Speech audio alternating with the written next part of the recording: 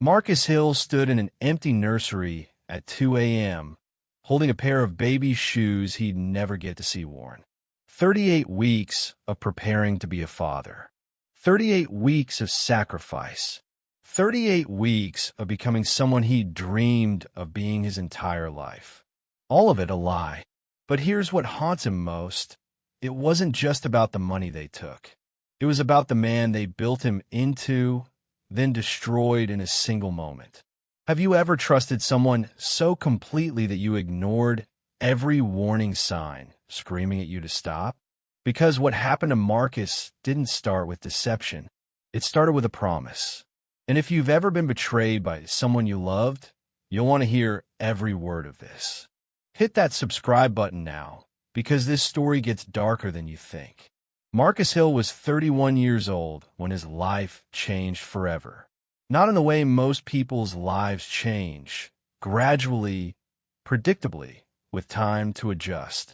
No, his life changed in the span of 3 whispered words in a dimly lit apartment on the east side of Columbus, Ohio. "I'm pregnant, Marcus." But to understand why those words rewired everything inside him, you need to understand who Marcus was before that moment. Marcus grew up in the Linden neighborhood of Columbus, a place where fathers were more myth than reality. His own father left before his 2nd birthday. No explanation, no forwarding address, just gone. And that absence carved itself into Marcus like a scar that never fully healed. He watched his mother work 3 jobs. Watched her cry alone in the kitchen when she thought he was asleep. Watched her pretend everything was fine when it wasn't. By the time Marcus was 13, he'd made himself a promise. If I ever have a kid, they'll never wonder where I am. But life has a way of testing promises before you're ready to keep them. Pattern interrupt. Shift in pacing. Marcus's 20s were messy. Reckless. The kind of years you look back on and barely recognize yourself. He ran with people who didn't have his best interests at heart. Made decisions that could have destroyed his future. Spent nights in places he shouldn't have been, doing things he doesn't talk about anymore. But at 29, something shifted. He got a job at a logistics warehouse. Nothing glamorous, just steady work with long hours and decent pay. He started saving money. Cut ties with people who only called when they needed something. Moved into a small 1-bedroom apartment in Whitehall, a quiet suburb southeast of Columbus. He wasn't perfect, but he was trying. And for the first time in his life, Marcus felt like maybe, just maybe, he could be the kind of man his father never was. Then came the party. It was a September evening in 2022. Marcus almost didn't go. He'd worked a double shift, and his body ached in that deep, bone-tired way that makes you want to collapse in a bed and forget the world exists. But his co-worker, Tony, insisted. "Man, you never come out. Just 1 hour. Meet some people. Live a little." So Marcus went. The party was at a small house in Gahanna, just northeast of Columbus. Nothing fancy. Cheap beer, a Bluetooth speaker playing old-school R&B, maybe 20 people scattered between the living room and backyard. That's where he saw her, Brianna Lewis. She was sitting on the back porch steps, away from the crowd, scrolling through her phone with a faint smile like she was reading something that made her happy. Marcus wasn't the type to approach women at parties. He usually kept to himself, nursed one drink all night, and left early. But something about her felt different. Quiet, thoughtful, real. "You hiding from the noise, too?" Marcus asked, stepping onto the porch. Brianna looked up, surprised. Then she smiled, soft, genuine. "Something like that," she said. "I'm not really a party person." "Same," Marcus admitted. "My boy dragged me here. Said I needed to get out more." She laughed. "Sounds like my cousin." She swore I'd have fun tonight. They talked for over an hour. About everything. About nothing. Brianna told him she lived with her mother, Denise, in Reynoldsburg. She worked part-time at a call center, but was thinking about going back to school. She loved true crime documentaries and old Motown records. Marcus told her about his job, about growing up without a father, about wanting to be better than the life he came from. And when the party started winding down, Brianna gave him her number. "Text me," she said. "I'd like to talk to you again." Marcus floated home that night. Over the next 3 weeks, they were inseparable. Brianna was everything Marcus didn't know he was looking for. She was soft-spoken but strong, vulnerable but not broken. She listened when he talked, really listened, and she didn't judge him for his past. And then there was Denise, Brianna's mother. The first time Marcus met her, Denise welcomed him into their home like he'd been family for years. She cooked him dinner, fried chicken, mac and cheese, collard greens, and insisted he take a plate home. Before he left, she placed her hand on his shoulder and prayed over him. "Lord, I thank you for sending this young man into our lives," she said, eyes closed, voice steady. "I believe you sent him for a reason. Protect him, guide him, and let him know he is loved." Marcus felt something break open inside him. He'd never had someone pray over him like that. Not like they actually meant it. 3 weeks into dating, Brianna asked Marcus to come over. Her voice on the phone sounded different. Shaky, nervous. "Is everything okay?" Marcus asked. "Just come over. We need to talk." Those 4 words made his stomach drop. "We need to talk." Nothing good ever follows that phrase.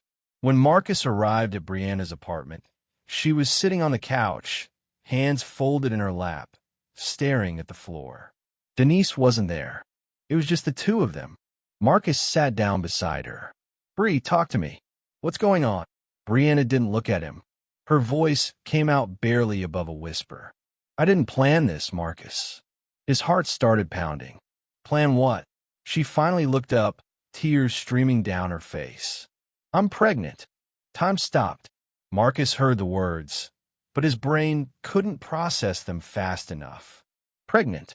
A baby. His baby. Fear hit first. He wasn't ready. He didn't have enough money saved. He was still figuring his own life out. How could he take care of a child? But then, slowly, quietly, something else crept in. Responsibility. And once that settled in, there was no turning back. Marcus reached for Brianna's hand. "Hey," he said softly. "Look at me."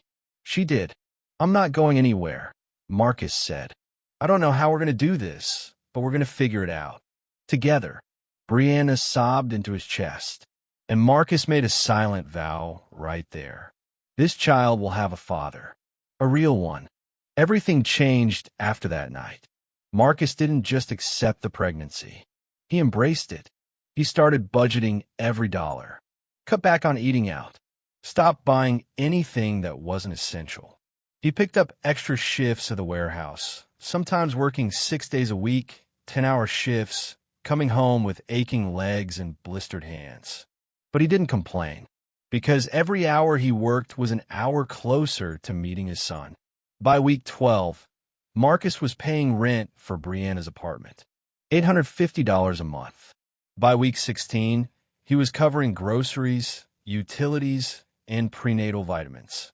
By week 20, he'd started buying baby clothes, little onesies, tiny socks, soft blankets. He kept them folded neatly in a corner of his own apartment, waiting for the nursery he planned to build. Denise was there every step of the way. She praised him constantly. "You're a good man, Marcus. A real man. Most men would have run. But you stayed." Those words fed something deep inside him. Validation he'd never received from his own father.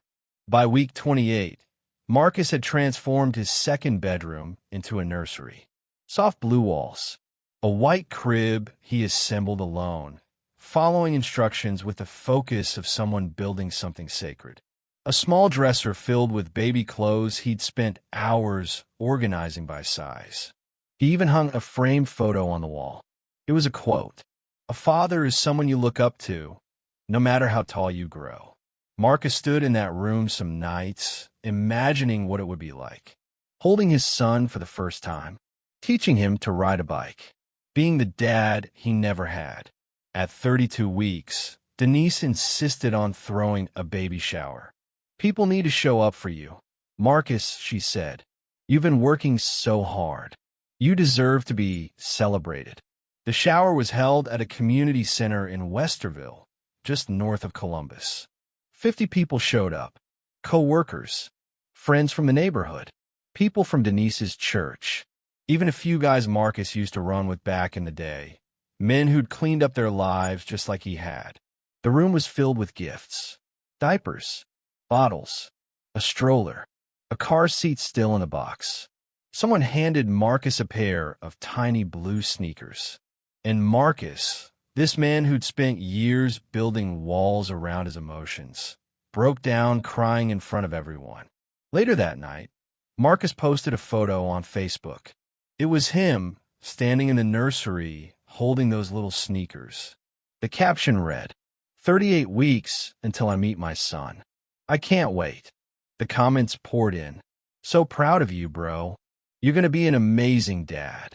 That baby is so lucky to have you." Marcus read every single one, and for the first time in his life, he felt like he'd done something right. But what Marcus didn't know, what he couldn't see, was that the foundation he'd built his entire future on was already crumbling. And when it collapsed, it would take everything with it. If you've ever been blindsided by someone you trusted, you need to stay with me. Comment below. Have you ever ignored red flags because you wanted to believe in someone? Because Marcus did ignore the red flags. Small ones at first, then bigger ones, until the truth became impossible to deny.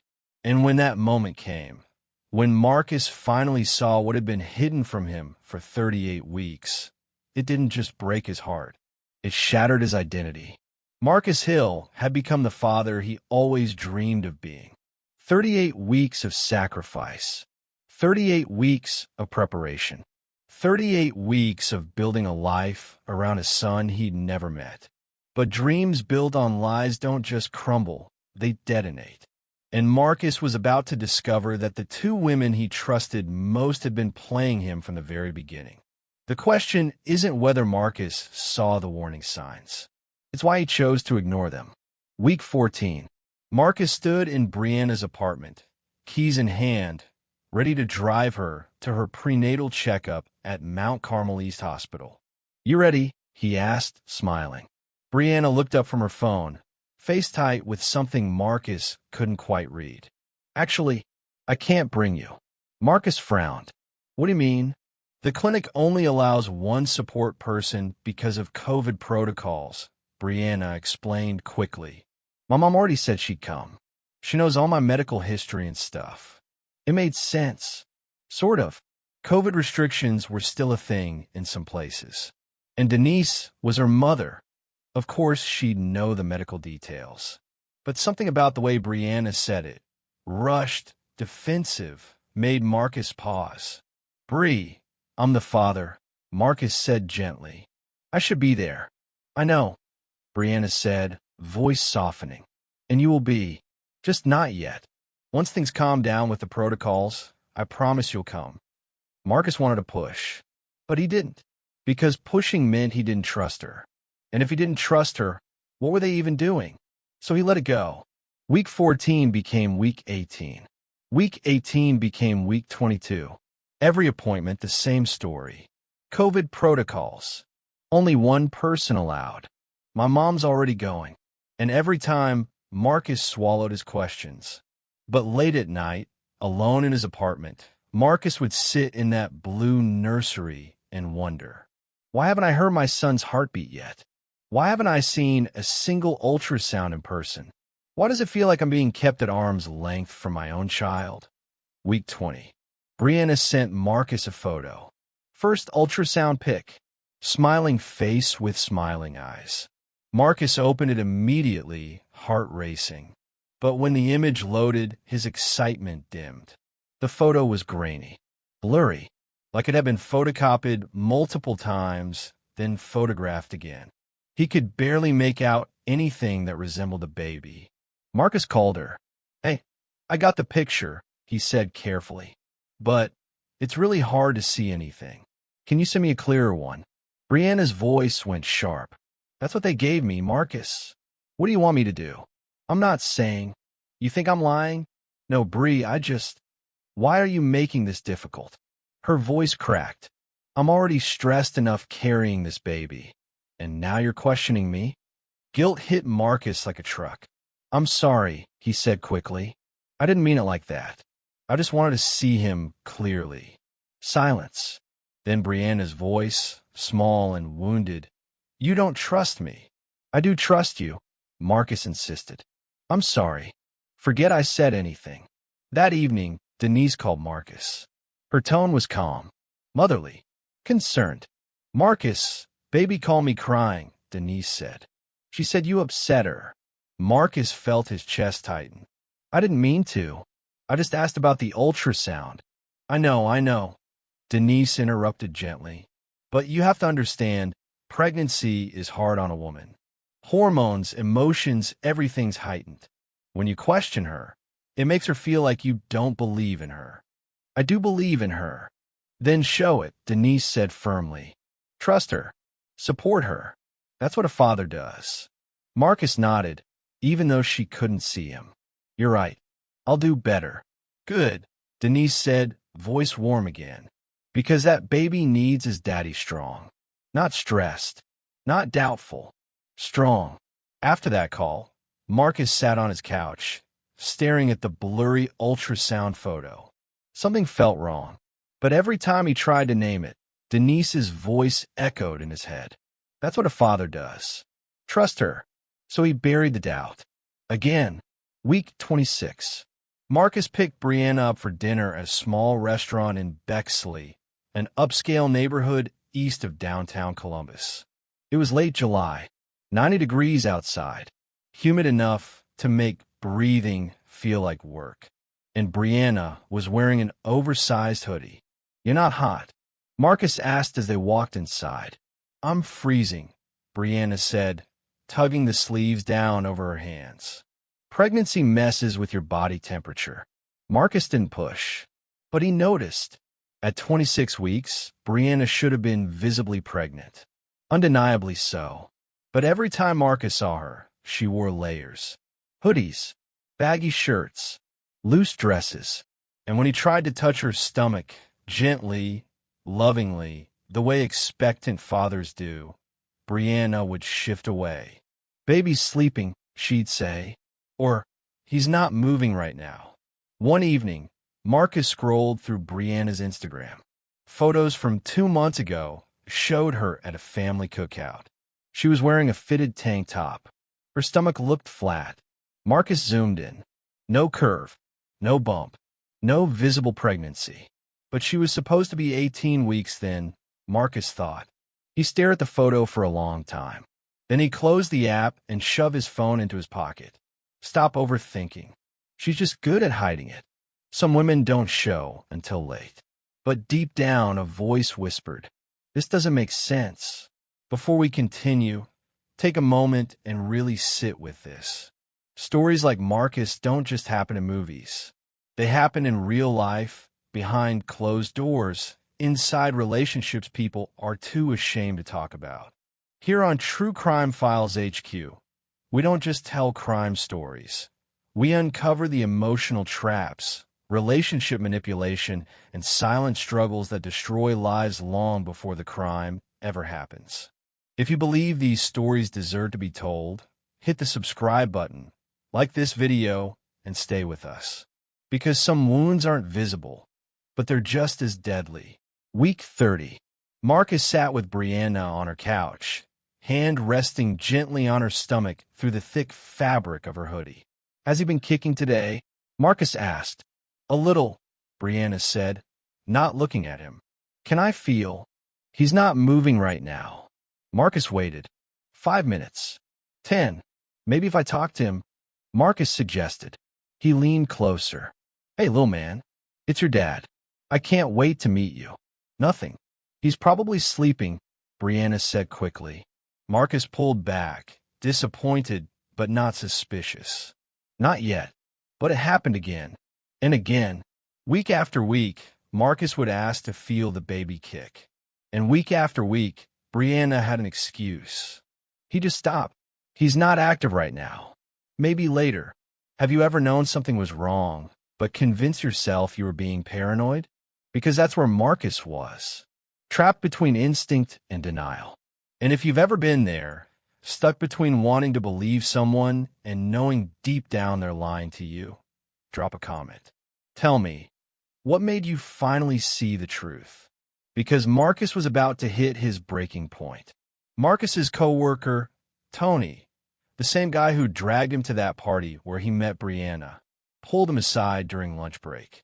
Man, can I ask you something? Yeah, what's up? Tony hesitated. When's the last time you actually saw Brianna pregnant? Like visibly. Marcus froze. What kind of question is that? I'm just saying. Tony shrugged.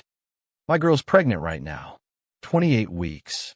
You can tell from across the room. But every time I see Bri on your Instagram, she's wearing like 3 layers. Even in summer. Marcus's jaw tightened. She's sensitive about her body. All right, Tony said, raising his hands. Forget I said anything. But Marcus couldn't forget. That night, Marcus lay awake, staring at the ceiling. His mind kept circling back to the same questions. Why haven't I been to a single appointment? Why are all the ultrasounds blurry? Why have I never felt the baby kick? Why does she always wear oversized clothes? And the question that terrified him most, what if this isn't real? No, that was insane. Brianna wouldn't do that. Denise wouldn't do that. They loved him. They prayed over him. They called him family. You don't fake a pregnancy for 34 weeks. That's not something people do, is it? Week 37. Marcus was at work, stacking pallets in the warehouse, when his phone buzzed. Text from Brianna. Contractions started. Go to get checked at Riverside Methodist. Might be early labor. Marcus's heart exploded. This was it. He told his supervisor he had a family emergency and sprinted to his car. Riverside Methodist Hospital was 15 minutes away. Marcus made it in 9. He parked crooked, didn't care, and ran inside. At the front desk, he was breathless. I'm looking for Brianna Lewis. She just came in. She's in labor. The receptionist typed into her computer. Paused. Typed again. I'm sorry, sir. I don't see anyone by that name checked in. Marcus blinked. What? No Brianna Lewis in our system. Check again. Marcus said, voice rising. She texted me 20 minutes ago. She said she was coming here. The woman typed slower this time, deliberately. Then she looked up, sympathetic but firm. Sir, we don't have any record of a Brianna Lewis being admitted today, or any prenatal records for her in our system. Marcus felt the floor tilt beneath him. That doesn't make sense. She's been coming here for months. The receptionist's expression softened. Would you like me to check other nearby hospitals? Marcus nodded, numb. She called 3 hospitals. Mount Carmel East, Doctors Hospital, Grant Medical Center. None of them had Brianna Lewis in their system. None of them had any prenatal records for her. Marcus walked out of that hospital in a daze. He sat in his car, hands shaking, and tried to call Brianna. Straight to voicemail. He called Denise. Voicemail. He called Brianna again. Again. Nothing. And that's when Marcus did something he should have done months ago. He drove to Denise's house in Reynoldsburg. Because if Brianna was really in labor, if this was really happening, she'd be there. She had to be there. But when Marcus pulled onto Denise's street, his blood turned to ice. Brianna and Denise were in the driveway, but they weren't rushing to a hospital. They were loading suitcases into a gray Honda Accord. Not hospital bags. Luggage, like they were going on a trip. Marcus slammed his car door and walked toward them. Brianna saw him first. Her face drained of every ounce of color. Marcus, she started. Where's my son? Marcus's voice was low. Dangerous. Silence. Denise stepped forward, hands raised. Marcus, baby, let's talk inside. Where's my son? Marcus roared. Brianna started crying. Denise tried to touch his arm, but Marcus yanked away. Answer me. His voice cracked. I just came from the hospital. They said you were never there. No records. No appointments. Nothing. Brianna's sobs turned into gasps. And then, barely audible, she whispered, there is no baby. Time stopped. The world collapsed into a single pinpoint of unbearable clarity. No baby. Marcus staggered backward like he'd been shot. What? His voice was hollow.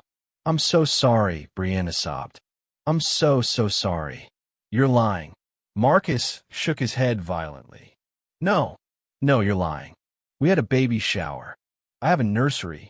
I have clothes. There is no baby, Marcus, Denise said quietly. And just like that, 37 weeks of fatherhood evaporated. Some betrayals don't just hurt. They erase you. And what happened next would destroy Marcus in ways he didn't know were possible.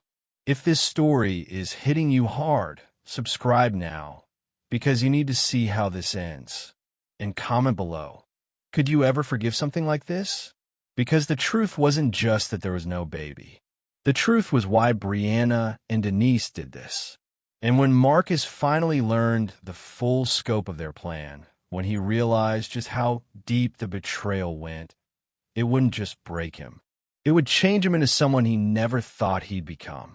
Let me ask you something before we move on. If this happened to someone you know, would you call it a scam, emotional abuse, or something even darker? This is why True Crime Files HQ exists. We talk about the relationship struggles, manipulation, and hidden pain people are afraid to admit, especially in dating and marriage. If you're still watching right now, comment, I'm still here. Subscribe to True Crime Files HQ and tell us in the comments.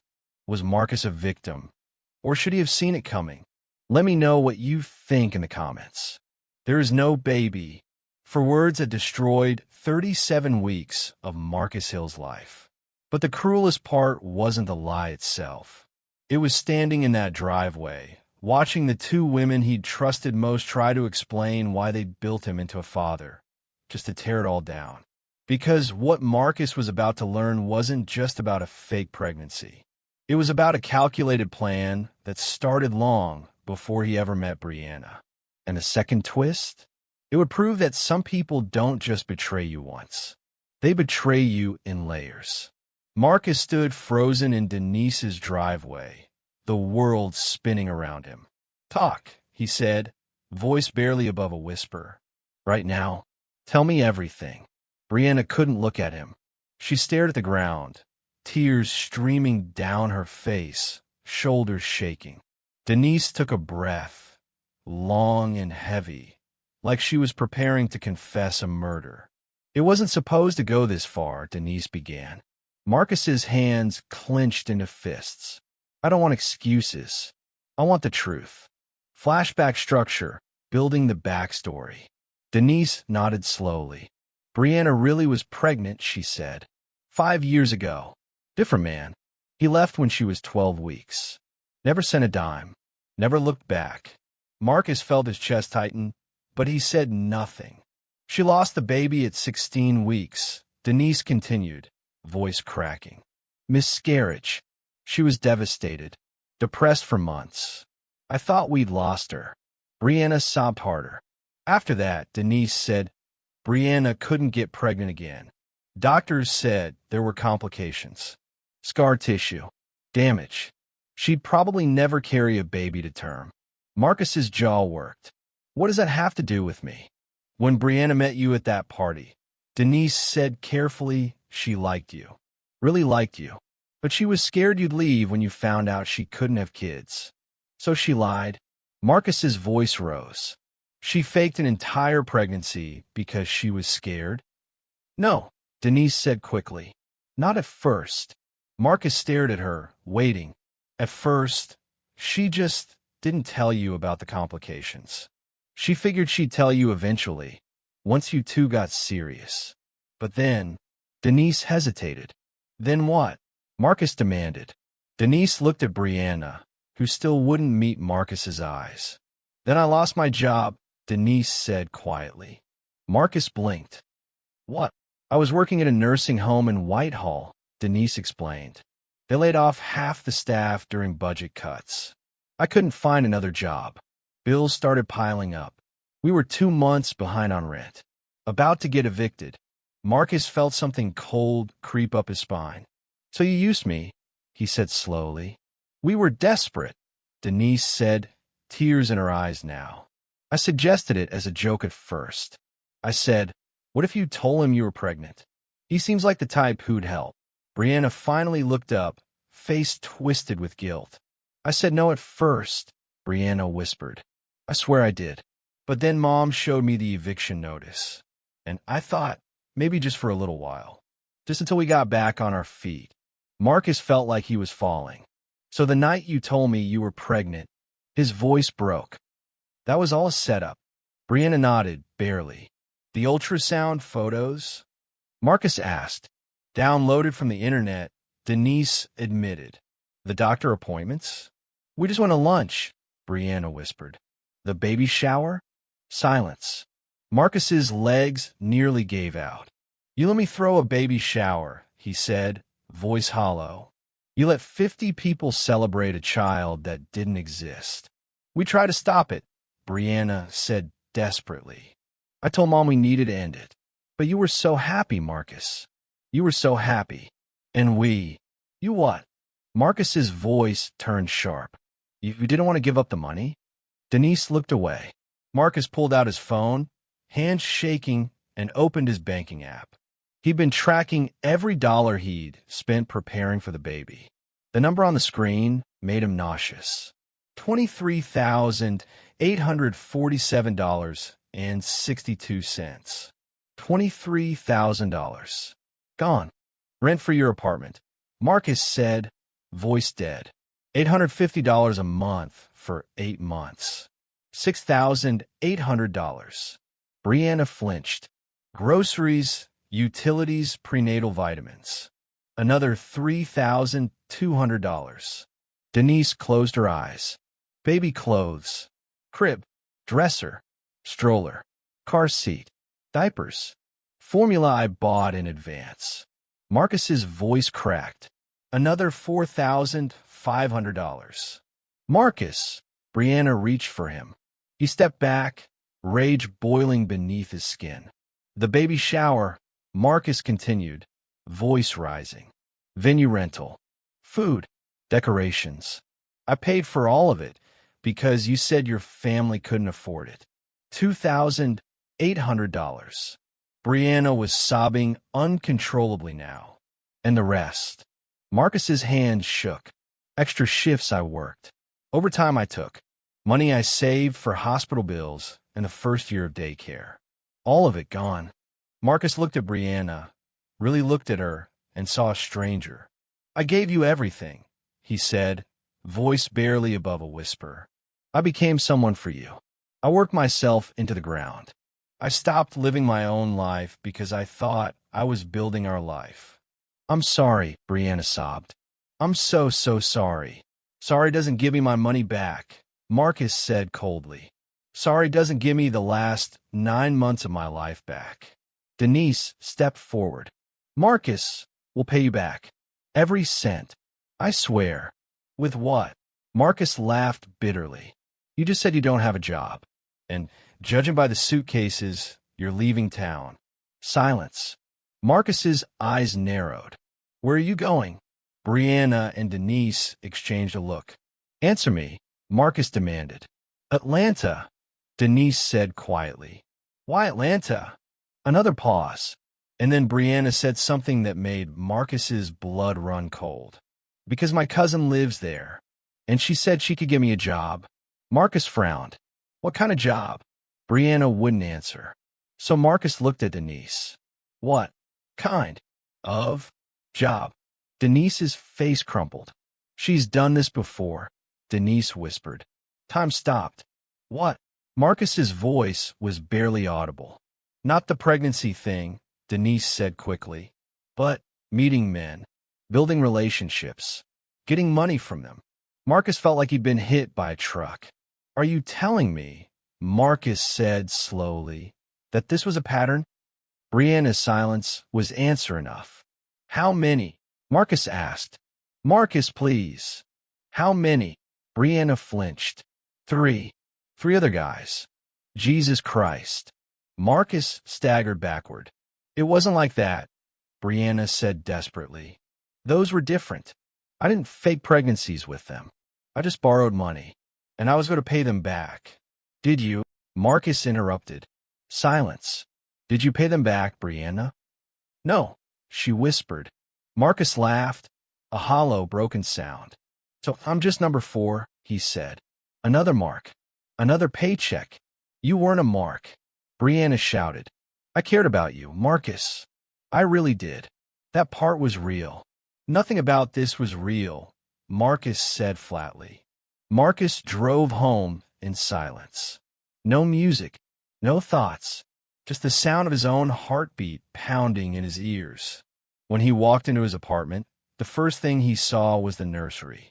The blue walls, the white crib, the tiny clothes folded neatly in the dresser. Marcus stood in the doorway and felt something inside him shatter. He didn't cry. He didn't scream. He just stood there, staring at the life he'd built for a child who never existed. And then, slowly, methodically, he started tearing it all down. He ripped the framed quote off the wall, threw the baby clothes into a trash bag, disassembled the crib with shaking hands, not caring when the screwdriver slipped and cut his palm. Blood dripped onto the floor. He didn't stop. By 3 a.m., the nursery was empty. Just 4 blue walls and a man who no longer recognized himself. Marcus couldn't sleep. At 4 a.m., sitting on his couch, he did something he should have done months ago. He searched Brianna's name online. At first, nothing. Then he added Atlanta to the search. A Facebook profile appeared. Brianna Lewis. But it wasn't the Brianna he knew. This profile had photos from 3 years ago. Brianna with a different man. Smiling. In love. The captions told a story. So blessed to be starting this journey with you, Red Heart. Baby on the way. Hashtag blessed. Can't wait to meet our little one. Marcus's hands trembled as he scrolled. Then abruptly the post stopped. No baby photos. No updates. Just silence. Marcus searched the man's name from the photos. Found a Reddit post from 2 years ago. My girlfriend faked a pregnancy to get money from me. How do I move on? The details matched perfectly. Marcus found 2 more. Different cities. Different men. Same pattern. She said she was pregnant. She needed help with bills. I paid for everything. There was no baby. Marcus sat back, numb. This wasn't just about him. Brianna and Denise had done this before. Multiple times. They perfected it. And Marcus had been their best score yet. Have you ever discovered that the person you loved had an entire playbook for manipulating you? That everything you thought was real was actually rehearsed? If you've ever been played like this, or you know someone who has, comment below. Because what Marcus does next will surprise you. And if you're not subscribed yet, do it now. You need to see how this ends. The next morning, Marcus went to the Columbus Police Department's East Precinct. He brought everything. Bank statements, text messages, photos of the nursery, screenshots of the Facebook posts and Reddit threads. The officer who took his report was a woman in her 40s named Detective Sarah Brennan. She listened without interrupting. When Marcus finished, she leaned back in her chair. Mr. Hill, she said carefully, I understand how violated you must feel, but I need to be honest with you. Marcus's stomach dropped. This isn't technically a crime. What? Marcus leaned forward. She stole $24,000 from me. She didn't steal it, Detective Brennan said gently. You gave it to her. Voluntarily. Under false pretenses. I know, but legally, proving fraud in a case like this is almost impossible. She'd have to have explicitly promised to pay you back, and even then. So, there's nothing I can do? Marcus's voice cracked. Detective Brennan sighed. You can file a civil suit. Try to recover the money through small claims court.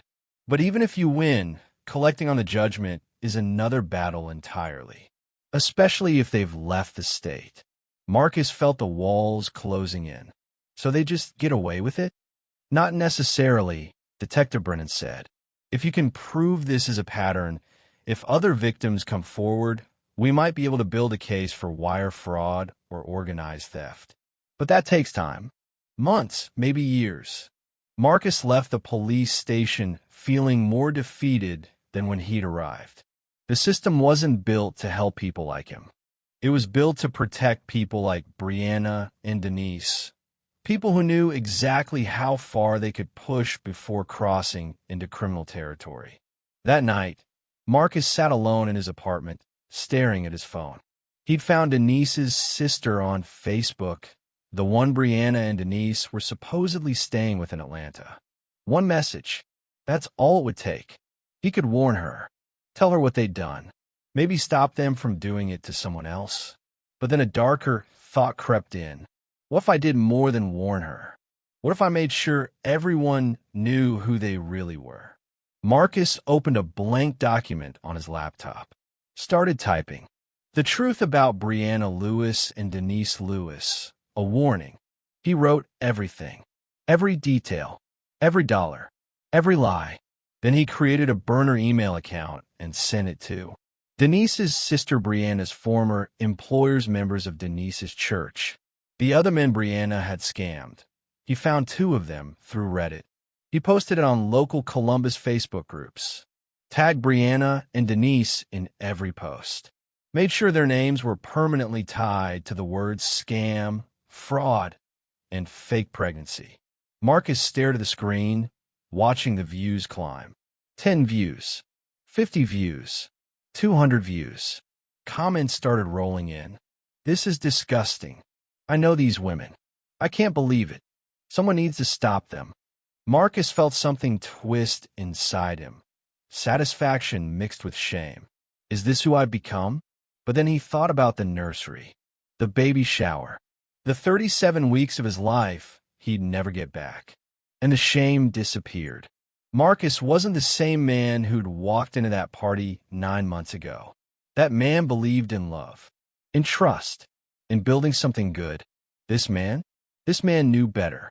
So here's the question. Was Marcus wrong for exposing them? Or was he just doing what the system wouldn't? Comment below, because this is where most people disagree. And if you think you know how this story ends, trust me, you don't. Subscribe now, because Chapter 4 is where everything comes full circle. And the final twist? It'll change everything you thought you knew. Because 2 weeks after Marcus destroyed Brianna and Denise's reputation online, he got a phone call from a number he didn't recognize.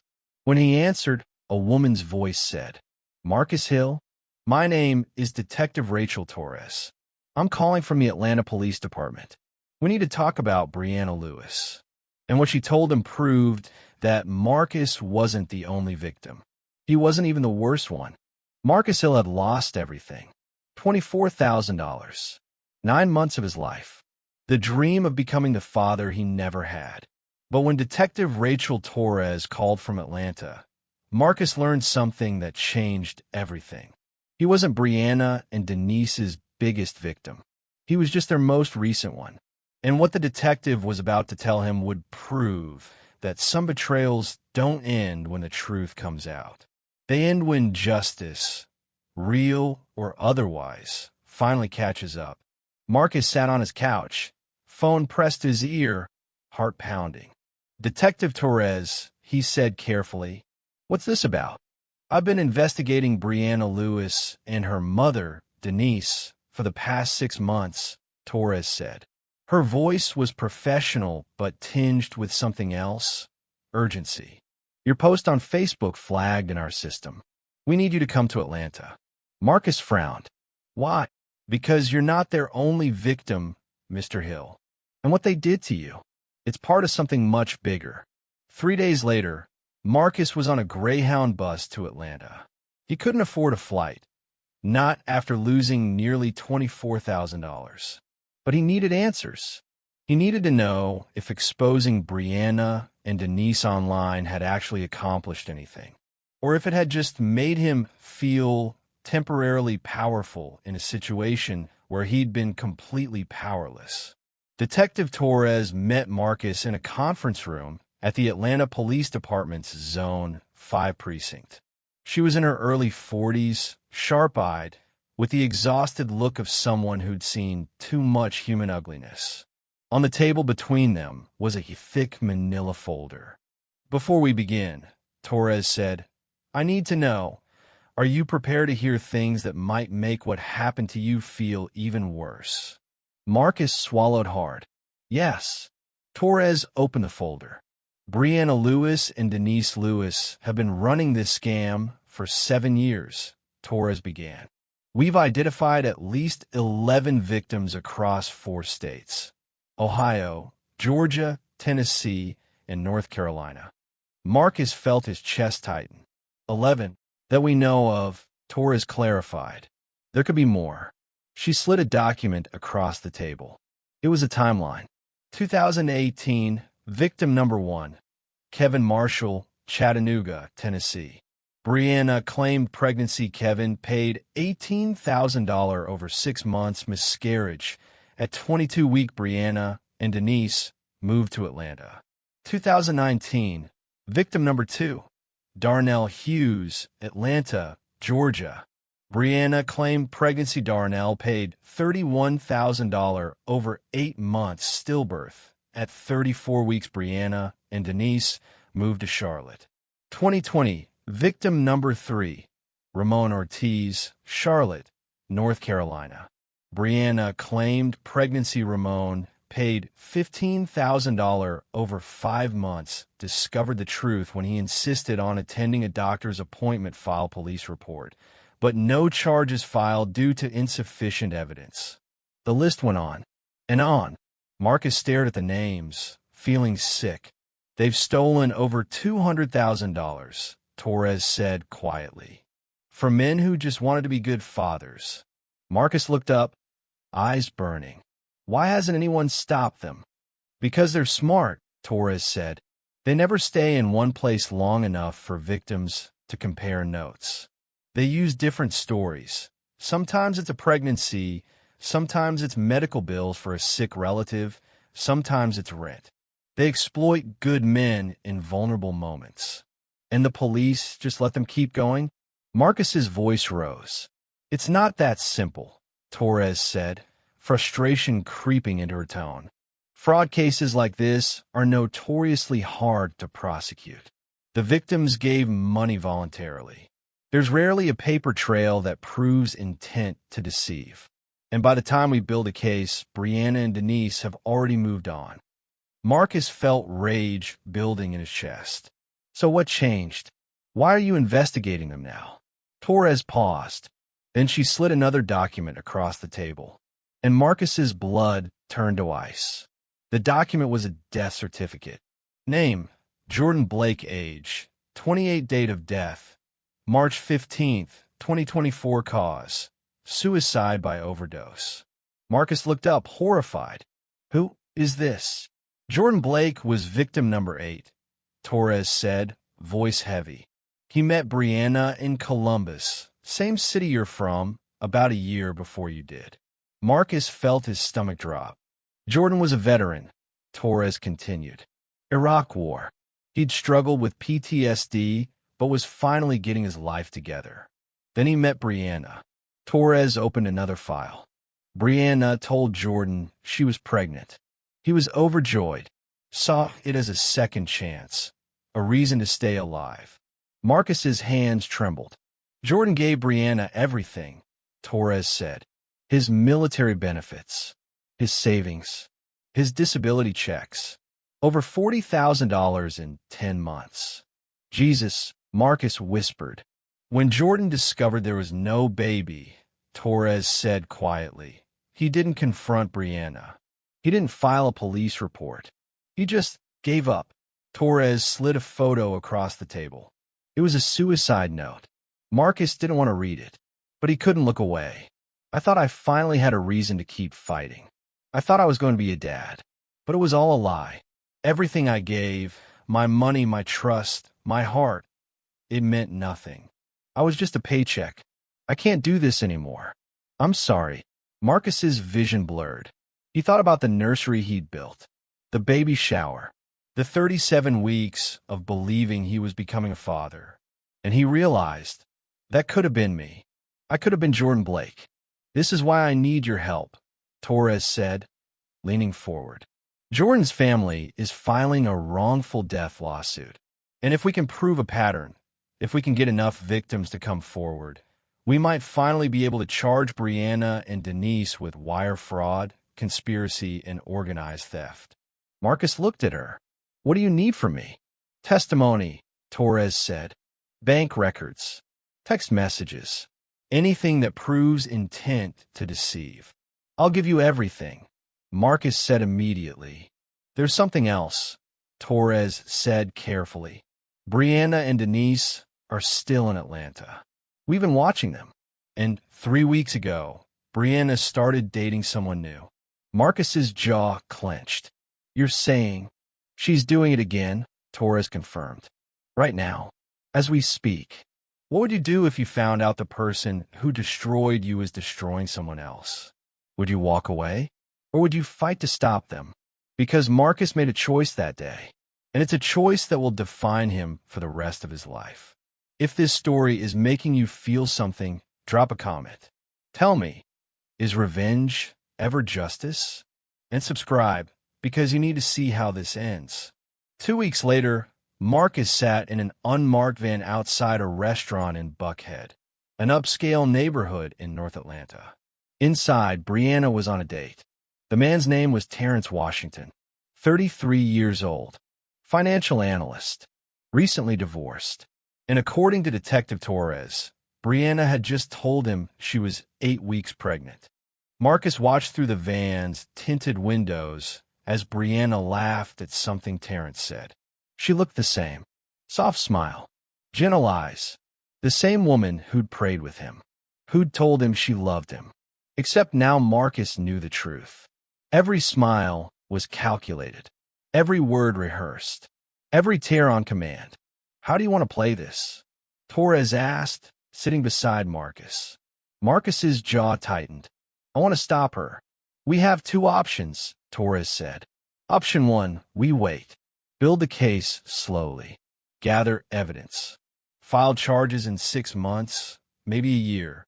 Or, Marcus asked, Option 2, we confront her. Tonight. With you. Here's what we know, Torres explained. Terrence just gave Brianna $5,000 2 days ago for prenatal expenses. She's already setting up the long con. Marcus felt rage simmer beneath his skin. So we stop it before it goes further. Exactly, Torres said. But I need you to be the one to talk to him. Victim to victim. If I show up with a badge, Brianna will lawyer up and we'll lose our window. Marcus nodded slowly. What do I say? The truth, Torres said simply. Tell him your story. Show him the proof. Let him see what's coming before it's too late. Marcus waited until Brianna excused herself to the restroom. Then he walked into the restaurant. Terrence was checking his phone, smiling at something, probably a text from Brianna. Marcus sat down across from him. Terrence looked up, confused. Can I help you? My name is Marcus Hill, Marcus said quietly. And I need to tell you something about the woman you're with. Terrence frowned. I'm sorry, do I know you?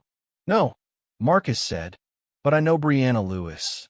And if you don't listen to me right now, you're about to make the biggest mistake of your life. Terrence's expression shifted, defensive. Look, man, I don't know what this is about. She told you she's pregnant, didn't she? Marcus interrupted. Terrence froze. 8 weeks, Marcus continued. She said she didn't plan it. She's scared. She needs help. Terrence's face went pale. How do you? Because she said the exact same thing to me, Marcus said. 11 months ago. Marcus pulled out his phone and showed Terrence everything. Bank statements, text messages, photos of the nursery, screenshots of the other victims' stories. Jordan Blake's suicide note. Terrence stared at the screen, hands shaking. This can't be real, he whispered. It is, Marcus said, and if you don't walk away right now, you'll be next. I gave her $24,000, Marcus said, voice cracking. I worked myself into the ground. I built a life around a child that didn't exist. And when I found out the truth, I wanted to die. Terrence looked up, eyes wide. But I didn't die, Marcus continued. I survived, and I'm here to make sure you don't go through what I went through. Terrence's hands trembled. She seemed so real. I know, Marcus said. That's what makes her dangerous. At that moment, Brianna emerged from the restroom. She saw Marcus, and her face drained of all color. Marcus! Her voice was barely audible. Terrence stood up slowly, looking between them. Is this true? He asked Brianna. Are you scamming me? No, Brianna said quickly, tears already forming. Baby, I don't know what he told you, but he showed me everything, Terrence said, voice shaking. The other men, the fake pregnancies, all of it. Brianna's mask slipped for just a second, a flash of cold calculation before the tears returned. He's lying, she sobbed. He's my ex. He's stalking me. He's trying to ruin my life because I left him. Enough, Terrence said. He pulled out his wallet, threw cash on the table, and looked at Marcus. Thank you, he said quietly. Then he walked out. For a moment, Brianna just stood there. Then she looked at Marcus with an expression he'd never seen before. No tears, no vulnerability, just cold, hard anger. You just cost me $50,000, she hissed. Marcus stood up, towering over her. Good, he said, and I'm going to cost you a lot more before this is over. Brianna's eyes narrowed. You can't prove anything. Watch me, Marcus said. The wrongful death lawsuit took 6 months to build. Jordan Blake's family sued Brianna Lewis and Denise Lewis for fraud, emotional distress, and wrongful death. And Marcus testified. So did Terrence Washington, who'd agreed to work with the police. So did 4 other victims Detective Torres had tracked down. The courtroom was packed. Marcus sat in the witness stand, hands steady, and told his story. Every dollar, every lie, every moment of believing he was becoming a father. Brianna sat at the defense table, face blank. Denise cried softly beside her. But Marcus didn't feel sympathy anymore. He felt nothing. The jury deliberated for 3 hours. When they returned, the forewoman stood. In the matter of Blake versus Lewis, we find the defendants liable for fraud and emotional distress. We award the plaintiff's family $250,000 in compensatory damages and $500,000 in punitive damages. The courtroom erupted. Marcus closed his eyes. It wasn't enough to bring Jordan back. It wasn't enough to undo the damage. But it was something. 2 weeks after the civil verdict, the district attorney filed criminal charges. Wire fraud, conspiracy, organized theft. Brianna and Denise were arrested. Brianna was sentenced to 8 years in federal prison. Denise received 6 years. And for the first time in 7 years, their victims could breathe. Marcus sat in a small coffee shop in Columbus, Ohio. Across from him was a young man named David Chun, victim number 12. David had reached out after seeing Marcus's testimony on the news. I thought I was crazy, David said quietly. I thought I was the only one. You're not, Marcus said, and you're going to be okay. After the trial, Marcus started a support group for men who'd been financially or emotionally exploited in relationships. It met every Thursday at a community center in Whitehall. 12 men showed up the first week. By month 3, there were 40. Marcus never got his $24,000 back. The civil judgment against Brianna and Denise was largely symbolic. They had no assets to seize. But Marcus didn't need the money anymore. He'd found something more valuable: purpose. Because here's what Marcus learned. Betrayal doesn't have to destroy you. It could transform you. If this story moved you, hit that like button. Share it with someone who needs to hear it. And comment below, what's the hardest thing you've ever forgiven or chosen not to forgive? Because your story matters too. 2 years after the trial, Marcus received a letter. It was from Brianna, postmarked from the Federal Correctional Institution in Tallahassee, Florida. Marcus stared at the envelope for a long time. Part of him wanted to throw it away, but part of him needed to know what she had to say. Marcus, I don't expect you to forgive me. I don't even expect you to read this. But I need you to know, I'm sorry. Not because I got caught, not because I'm in prison, but because I finally understand what I took from you. It wasn't the money. It was the dream, the belief that you could be the father you never had. And I destroyed that. I've spent the last 2 years in therapy trying to understand why I did what I did. And the truth is ugly. I was broken. My mother was broken. And we broke everyone we touched. I can't undo it. I can't give you back those 37 weeks. But I can tell you this. Because of you, I'm trying to be better. Not for you. For me. I hope you found peace, Marcus. You deserve better than what I gave you. Brianna. Marcus's response. Closure without forgiveness. Marcus read the letter 3 times. Then he folded it carefully and placed it in a drawer. He didn't write back. Not because he was still angry, but because some chapters close without needing a final word. Final reflection. The moral. Marcus stood in his apartment, no longer the same one with the blue nursery. He'd moved 6 months after the trial. Fresh start. New walls. On his desk was a framed photo from the support group. 40 men, different ages, different backgrounds, all survivors. And Marcus realized something. He'd never become the father he dreamed of being, but he'd become something just as important. A protector, a guide, a voice for men who'd been silenced by shame. The takeaway life lesson. Some losses don't leave scars. They leave purpose. And sometimes the person you were supposed to become isn't the person you planned to be. It's the person pain forced you to become. Final CTA, the closing. If you made it this far, thank you for listening to Marcus's story. Hit subscribe if you believe in second chances. Not for the people who hurt us, but for ourselves.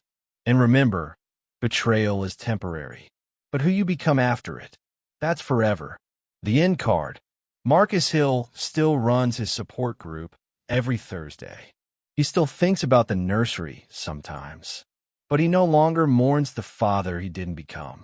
Because he's too busy being the man he needed when his world fell apart. And that, more than justice, more than revenge, more than vindication, is how you survive betrayal. You become the person who helps others survive it too. End of chapter 4. Final message to the viewer. Love shouldn't come with a price tag. Trust shouldn't come with conditions. And fatherhood, real or imagined, should never be weaponized. This is Marcus's story, but it's also a warning. Some people don't see you as a person. They see you as an opportunity. Stay vigilant.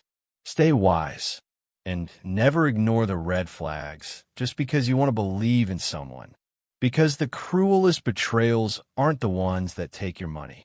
They're the ones that take your identity and leave you wondering who you were before they rewrote you. Marcus, I don't expect you to forgive me.